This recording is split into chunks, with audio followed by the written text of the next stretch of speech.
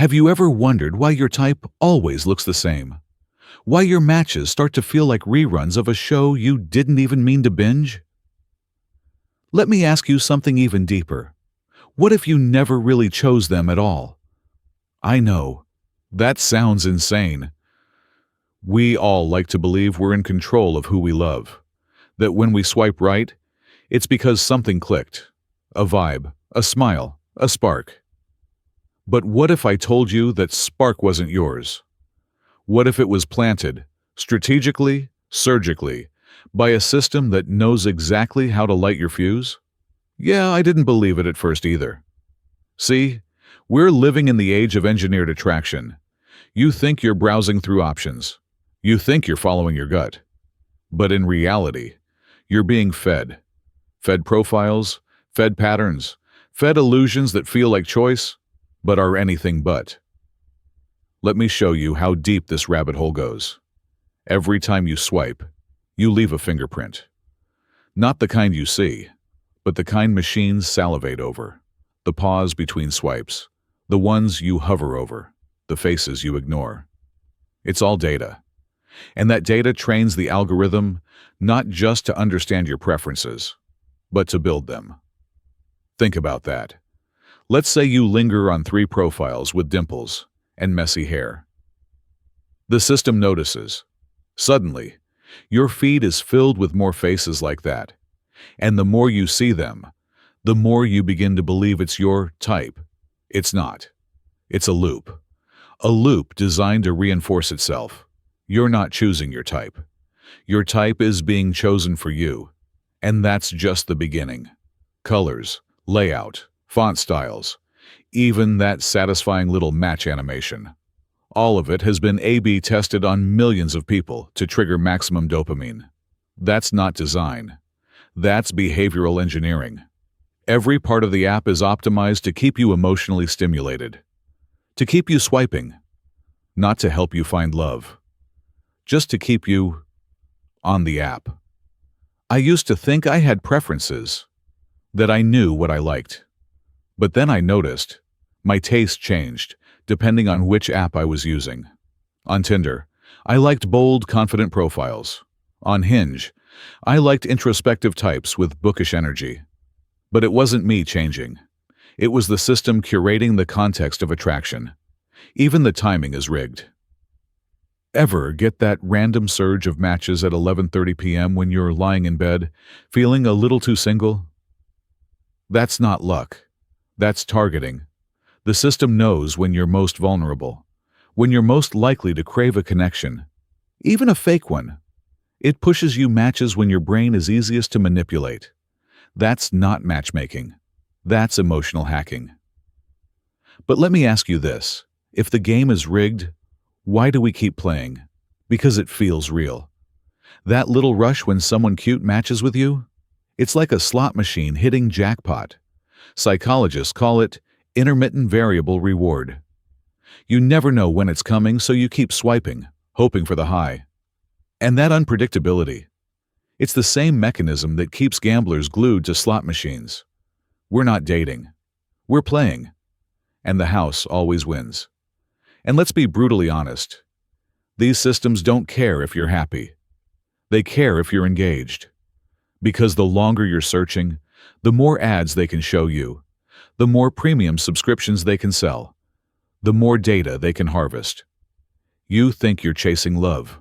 They're just chasing metrics. Here's what really messed me up. Even when I wasn't on the apps, they still had me. Instagram started showing me relationship hacks. YouTube kept recommending breakup stories. Spotify fed me heartbreak playlists. I wasn't even sad. But the system decided I was. And it shaped my world around that assumption.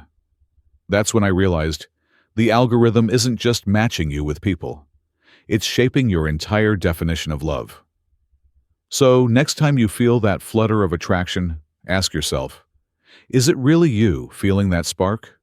Or is it a reaction the system trained you to have? And if that question haunts you a little, good. It should. Because maybe the scariest part of all this isn't that love is dead. It's that love has been automated, market-tested, and quietly sold back to you as if it were your own idea. Love used to be unpredictable, messy, human. But in the age of infinite swipes and instant gratification, love has become data, a product, a pattern to be analyzed, gamified, and, most importantly, monetized. Dating apps claim to connect people, but their true priority isn't romance, it's revenue. And behind every smooth animation and flirtatious notification lies a sophisticated machinery designed to do one thing: keep you hooked. Keep you searching, keep you wanting, because a user in love is a user lost. But a user looking for love is a goldmine. Let's lift the veil. Tinder, Bumble, Hinge. Even lesser-known platforms like Coffee Meets Bagel or The League, they all run on algorithmic infrastructure. What they don't advertise is that they use machine learning models similar to those used in stock trading and warfare simulation. These models are trained to predict human behavior with ruthless efficiency. Every swipe is a signal. Every ghosted chat, a data point. The system doesn't sleep. It observes, it learns, and it optimizes, not to help you find someone, but to help itself keep you searching. And the real kicker, most dating apps operate using a ranking system. You're assigned a hidden score, based on how many people swipe right on you, how fast you respond, how often you engage, and even how photogenic your profile is. You're then shown to others based on your value within their system. That's right. You're a commodity in a love economy, a user asset. But it doesn't stop there. Premium features like Tinder Gold or Bumble Boost are not just convenience upgrades. They're psychological pressure valves. The app creates friction in the free version, limited likes, lower visibility, and random matches. Then it offers the solution for a price. Want to see who liked you? Pay. Want to undo a swipe? Pay. Want to boost your visibility? Pay. These microtransactions are strategically deployed to feed on your insecurities and amplify your fear of missing out. It's not love. It's behavioral economics weaponized. Now, consider the dark patterns in UI design. Ever noticed how hard it is to delete your account? Or how often you get notifications at night when you're lonely or vulnerable? That's not coincidence. That's manipulation. The system is designed to identify emotional windows, when you're most likely to feel insecure, nostalgic, or alone, and use them as entry points to pull you back in. The matches you get aren't always real-time. Some platforms delay your matches to make it seem like you're more desirable than you are. Others show you higher-ranking users you'll never match with, just to keep your hopes up. These aren't bugs, they're features, crafted illusions to increase your time on the app and your willingness to pay. And what's even more disturbing is what they do with your data. Behind the scenes, your profile is generating metadata, not just age and location, but inferred traits, political leanings, sexual openness, consumer habits, income level, sleep patterns. Some apps even track which brands appear in your photos. You're not just building a dating profile. You're building a psychological dossier, a file that can be cross-sold to third parties, ad networks, or even political campaigns. Yes, your quest for love may be quietly fueling marketing strategies, election targeting, and predictive analytics for things that have nothing to do with your heart. This isn't theory. In 2020, a Norwegian consumer agency exposed that several popular dating apps, Grindr, OkCupid, and Tinder, were sharing sensitive user data with over 100 advertising companies, including GPS data and behavioral preferences. All legally, all buried in the terms of service you never read. And what happens when AI gets involved? Some platforms are already testing AI-generated conversations, bots that initiate chats to increase user retention. You may not even be talking to a real person, just a cleverly disguised sequence designed to keep your dopamine spiking until you renew your subscription. Love, in this system, is no longer about connection. It's about conversion. So the question isn't, why haven't I found someone yet? The question is, why would they let you? If you found someone and deleted the app, the system loses a user. It loses data. It loses profit. That's not in its interest. You're not the customer. You're the product. And the longer you stay in the machine, the more valuable you become. Because in this new age of algorithmic love, you're not looking for the one. You're just another profile in someone else's feed.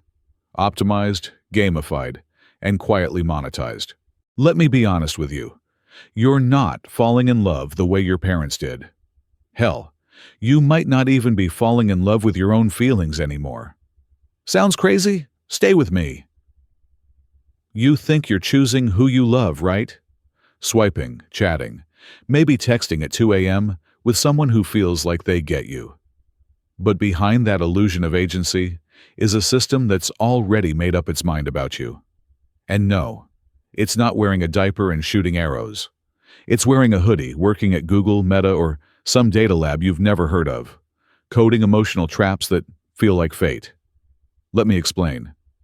Ever noticed how after you watch a sad breakup reel or listen to a moody playlist, suddenly your feed is filled with soulmate quotes, or your Spotify starts pushing love songs you didn't add to your queue?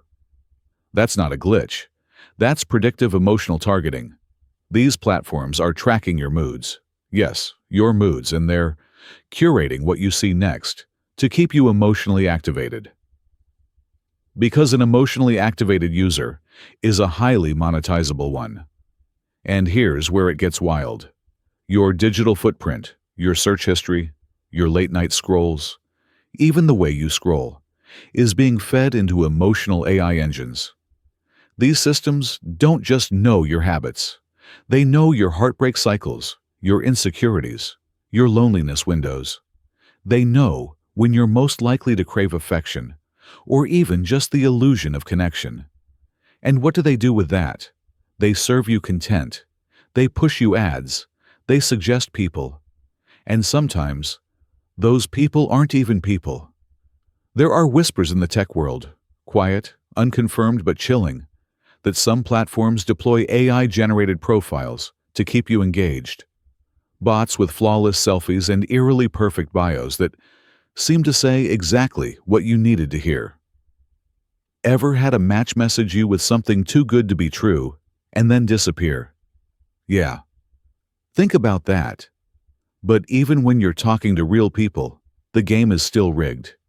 Because big tech isn't just suggesting matches, they're shaping them. Social media platforms can subtly adjust what content appears in your feed based on your romantic interests. You like brunettes?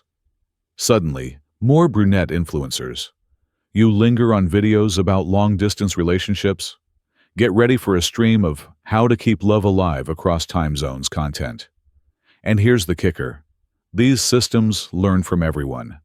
So even if you're off the apps, they're still learning from how others like you behave. What people your age swipe on, what songs your demographic cries to, what posts your peer group saves at 1:36 a.m. You're not just being analyzed, you're being statistically steered. Let me give you a scenario. You go through a breakup. You're feeling hollow, scrolling through reels on Instagram. Suddenly, your For You page shifts.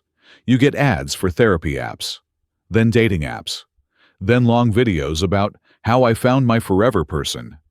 Then, boom, a push notification from a dating app you deleted 2 years ago. She just liked your profile. Coincidence? Number, that's a script. And you're the lead actor in a romance movie written by an algorithm. Why? Because big tech doesn't care about your happy ending. They care about your engagement cycle. When you fall in love, they lose you. You uninstall. You stop scrolling. You don't need the dopamine drip anymore. But when you're looking for love, when you're hopeful, lonely, restless, you're pure profit. You're predictable, you're clickable, and you're vulnerable. And that's when they strike. Here's the part no one likes to admit. Maybe we like this system. Maybe part of us wants love to be gamified, to be optimized, to be filtered down into types and profiles and curated lists of people who seem perfect on paper. But perfect on paper isn't love. It's packaging. So ask yourself, the last person you fell for? Was it chemistry? Or compatibility as calculated by 500 million data points? Because when big tech plays Cupid, your heart might flutter. But your choices, they were never really yours. Let's cut the bullshit. There's a line we all swore we wouldn't cross, the one where love stops being human. But we crossed it. Silently, comfortably. One swipe, one click, one chatbot at a time. And now here we are, sitting in a world where intimacy is no longer something you feel. It's something you simulate. You've seen it, haven't you? That influencer boyfriend who goes viral for sending daily affirmations. That AI girlfriend app, promising companionship without arguments.